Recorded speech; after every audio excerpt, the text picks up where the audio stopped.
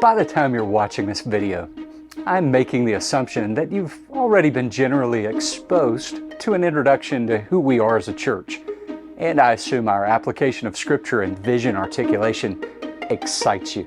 It certainly excites us. Our attempts to learn to obey Jesus led us to this crucial moment, and now, well, we might possibly cross paths with you. Now, it is important to me that before you apply, you begin to understand our vision for children's ministry. The structure of our current children's ministry formed over decades by individuals with passions for specific programs. As individuals acted on their passions, they began the programs that make up our current ministry structure in children's ministry.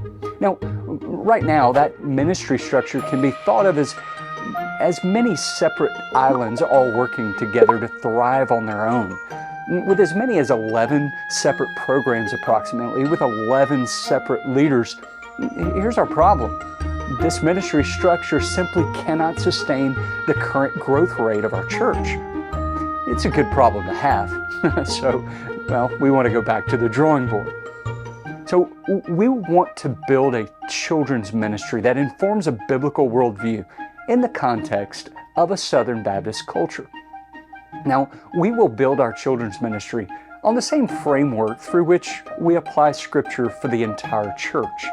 The position for which you are applying will lead the design of this new structure and administer the implementation of the new design.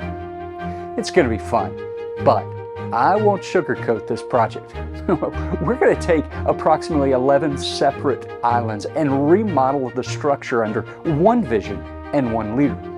Now, some islands will get a makeover, and some islands will get redistributed and streamlined. And this is not going to be easy or quick. Well, with this in mind, there are a few core vision statements that will provide boundaries for our redesign efforts. A core vision statement number one is this: we're a Bible-knowing people. Understanding that children must be prepared to enter our student ministry, we're wanting to ensure that children understand the big story of the Bible. And children should be equipped in fundamental Bible literacy disciplines. We want children to hear the gospel often, achieve Bible drills-related skills, and understand the 14-era framework. Now, if you don't know what the 14-era framework is, you're going to need to be willing to learn it. This is a fundamental method that we use to teach the Bible and raise Bible literacy in our church. Core vision statement 2 is that we are a gospel-sharing people. Entering student ministry, children should be able to share the gospel simply. They must also achieve the ability to use basic apologetic approaches using Scripture to answer cultural questions. Core vision statement 3 is, well, you've probably guessed it, we're a mission-sending people. Entering student ministry, children should understand God's heart for the nations. Children must understand a basic missiology, and they need to be introduced to the possibility that God is calling them to participate in missions away from this place, their home. Core vision statement number 4 identifies the difficult cultural moment we're living in, and it says that we will work to create a culture prioritizing child safety in all of our children's ministry programs. Now, who is allowed to teach our children is one of the most important decisions that we make. We will not consider only the trustworthiness of every children's worker, but also every children's worker's ability to teach the biblical worldview in the context of a Southern Baptist culture. We will develop and implement a robust training program for all children's workers and teachers. And because parents are the primary disciplers of their children, our children's ministry will partner with parents through extensive communication. We will work hard to ensure that parents are in agreement with what their children are being exposed to in our ministry. We're going to implement policies and procedures that ensure children's safety is a priority on campus. Now, this includes things like safe ministry space, safe drop-off and pick-off, adherence to dietary needs, ministry to special needs children, etc.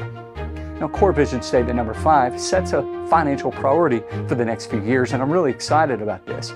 we will create a dedicated children's ministry space on our campus. Now, during the next 3 to 5 years, we'll develop a children's ministry wing on our campus. Now, we don't want our children to be restricted in their ministry activities because they're sharing rooms with adults.